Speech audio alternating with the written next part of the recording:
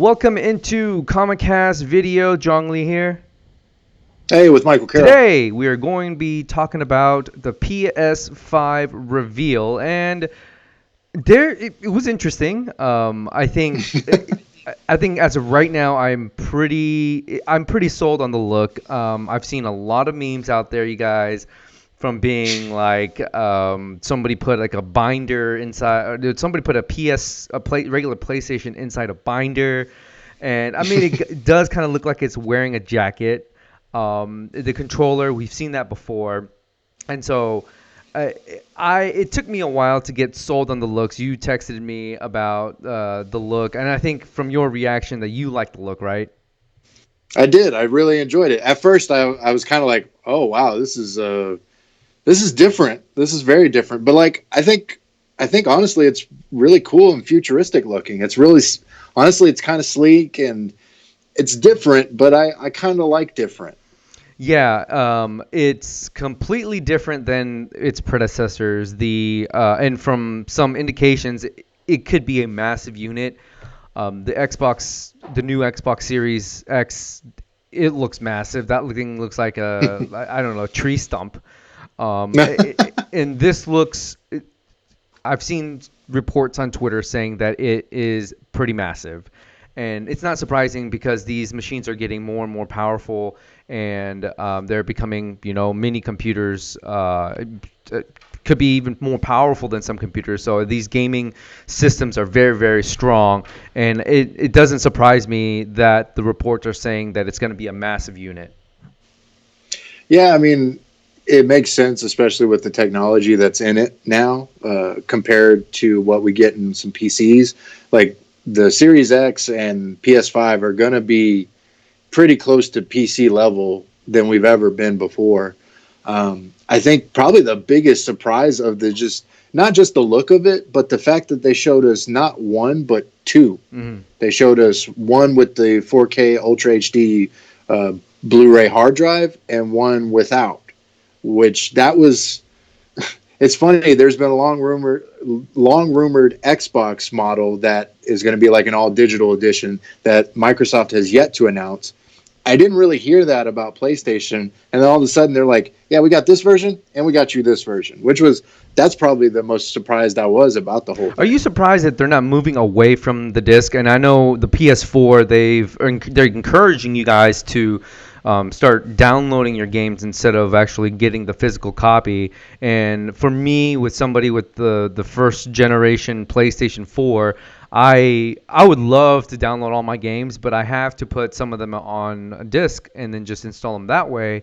But to me, I was a little surprised that they actually went to a physical copy, a physical, I guess, disc machine, other than transitioning to a discless machine.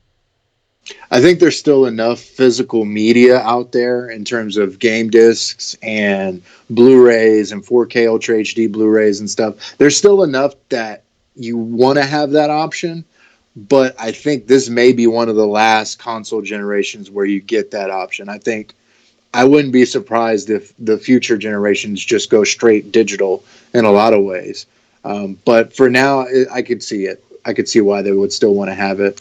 You make a good point. I even forgot about like movies and stuff like that, and that's another animal on itself because when you're streaming these movies, it's very, very, very, very difficult to get 4K if you have a 4K capable machine, and because your internet speed, it could be great, but then it'll drop in quality for a little bit, and then it'll come back up. So you don't really get that 4K experience where you buy a 4K Ultra HD disc and you put it into something that can play 4K, then you can get it straight through. And so thinking it that way, I don't know how you can transition away from a disc like a PS6. Like I can't imagine it being like completely discless unless we get to a point where our internet, the infrastructure for our internet and our Wi-Fi is so fast that you can actually stream 4K through your wireless provider. Yeah. Plus, I mean, who knows where we go? I mean, 8K is going to be a thing before we know it, and with the way they do consoles now, it may be more like phones. So you may just get the new base model every couple of years, and there may be different variations. I mean, it's hard to say right now, but yeah, right now most people's internet cannot really, like, I know my internet can't support 4K streaming. It would like checkerboard as best it could, but I know it couldn't do it. And now let's talk about some of these games. And let's start with the biggest controversy. I guess controversy, confusion. I don't know exactly what you want to call it. But when I saw Spider-Man Miles Morales, my eyes went like really like big at Spider-Man's, because it was one of those where none of us really saw this one coming. Like they were like, oh, my best guess was they're a year away from doing another Spider-Man game, but it seems like that you're going to be able to get this pretty quickly. And it's Miles Morales. It's the same Miles Morales that was in the first Spider-Man Insomniac game. And then all of a sudden, Sony comes out and says some stuff, and people are like, "Wait, is this a DLC? What kind of game is this?" It seems like it's Spider-Man 1.5. It's not a full sequel to the first game, but it's not. There's a lot more than just an expansion pack and a DLC. Yeah, it isn't. It was weird because yeah, when we saw it at the reveal yesterday, it was like, wait, is this a sequel, standalone game? Like, what is this happening? And then early Friday morning, one of the Sony reps said it was an expansion and it was like a remake of Spider-Man. And then they had to further clarify, saying, no, it is a standalone game. It's like Uncharted Lost Legacy. But like that's still like an expansion because it's not like you're using a lot of the assets that you got from the 2018 Spider-Man. Mm-hmm. So it is going to have some differences, but I imagine it's going to be basically the same map. But as we saw in the trailer, it's going to be winter, going to be, I think, possibly around Christmas time. There's going to be some differences with it, and obviously some enemies and some variations with Miles Morales. And being that it's like, and it's an expansion, I think, what was it? The Spider-Man game was like maybe 40 hours to do everything. Mm-hmm. This one's going to be smaller, so I imagine that would cut it down to maybe 10 to 20 hours, and then you're looking at probably a price of like $40, not $60. Yeah, and I mean, people are like, no, this isn't an expansion. It's a new game, and they're like, it's a standalone. It's similar to Uncharted: The Lost Legacy. Gamers are like, but that was an expansion. Yeah, that was basically an expansion. The messaging was poor about the whole thing. Like right off the bat, there was confusion as soon as the trailer popped up. I know I was looking like, wait, did they say this? Like I was waiting for a press release. I didn't see anything until Friday morning, and then it was just more confusion. Like the messaging was very poor, not just with this game, but I think with a lot of these. Because when you look at it, it's like, man, they got so many exclusives. Well, I mean, yes and no. A lot of them are actually going to be for all platforms. It's just they have limited time exclusivity to PlayStation, and that's PS5 and PS4. Mm-hmm. And the rest of the lineup in terms of gaming that they showed, I mean, it just looked everything from. I mean, I'm looking at a trailer. GT7 trailer, Gran Turismo 7 trailer, and it just looks like if you're not really looking at it and you're just kind of you're just watching it, it almost looks like you're actually watching a race on ESPN or something like that. And it looks fantastic. I mean, it's gonna get better as the years go on, but as one of the first games that are gonna be released on the PS5, it's I mean, I don't know how much more you can ask for a next generation console when I'm looking at something like this. So yeah, and the other thing to note was that the stream yesterday, I believe, was at 1080p 30 frames a second, which doesn't do a lot of those games justice because most of them should be running on 4K 60. So, and if you don't have a 4K monitor, obviously you're definitely not getting the full like experience. So for some folks, if they were like, well, I don't know how it looked, calm down. You probably didn't get the full gist of it. But yeah, Gran Turismo, I'm not a big fan of that one. Like I'm just not a racing guy, but it looks good. I mean, it looks good. Ratchet and Clank, Rift Apart, Oh yeah. Gorgeous gameplay. Like the gameplay was ridiculous. How you could bounce back and forth with the rifts. So much was going on, and it looks like a next gen game. And that was probably one of the standouts, just because it showed gameplay. Like the Miles Morales thing might have been my favorite thing, but it didn't show us really any gameplay. Like it seemed like more cutscenes than gameplay. Ratchet and Clank, you saw gameplay and it looked Yeah, gorgeous. and with the Miles Morales, you just looking at what they did with his character design in the PS4 version, and then you look side by side to the PS5 version, it's just night and day. The characters, the facial structures look the same, but it's just so much more smoother. The hairline is much better, and that's what a lot of people were joking about. Oh, they finally got somebody, a black character's hairline correct or something like that. And so like you can just tell like the big difference between the two games, even though Spider-Man what came out 2 years ago, almost 2 years ago. No, almost 3 years ago, right? Oh no, 2 years ago. No, Almost two almost two years years. ago, Yeah, and you yeah. can just see the difference between a late generation PlayStation 4 game, which by all means I can go play it right now, and it looks fantastic. And then you look at a upgraded PS5 version of the same character, and your mind is blown. Yeah, I mean, it looks. I mean, the PS5 is going to look incredible. Like the graphics are just going to be incredible, and you saw bits and pieces of that throughout the course of it. Um, I'm curious for you though, because obviously you're a PlayStation guy. I'm an Xbox guy, but we don't fight all the time, just every now and then. But you being a PlayStation guy, you're gonna get the PS5 at some point.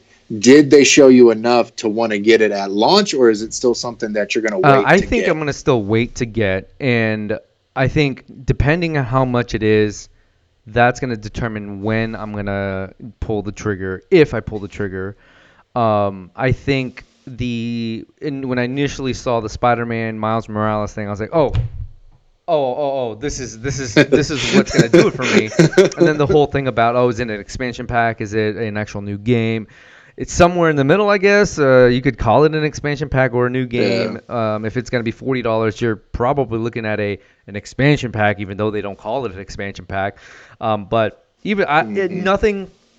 uh, I kind of expected this type of graphics and this type of just content from this event, and so yeah, watching some of the stuff and some of the videos and trailers and gameplay, it did have me on my at the edge of my seat. But now sitting back after a day later, looking at it, I'm like, yeah, I'm still probably not gonna get it at launch. It just there's not gonna be enough for me to get me out and to fight the lines, or I guess wait on the edge of my seat for Amazon to deliver the console to me. I think I can wait and purchase it later, because as of right now I barely get to play anyway, and so what's extra 6 months gonna be?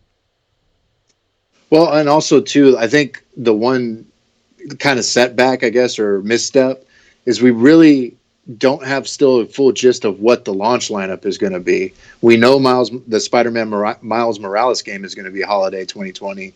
We know a few other games, Bug Snacks, and I have to look at the list, but we know a few other games are like around holiday 2020.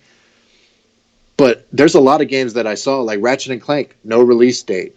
A bunch of them that just didn't have a release date, and that kind of like, I would like some kind of release window to give me a feel for if I really should be playing this right at launch. And I don't know that we got that, even though there was some great Yeah, games shown. and Michael Carroll did a very good job of putting together the event reveal notes, and I'm just reading through these. They're like in terms of release dates.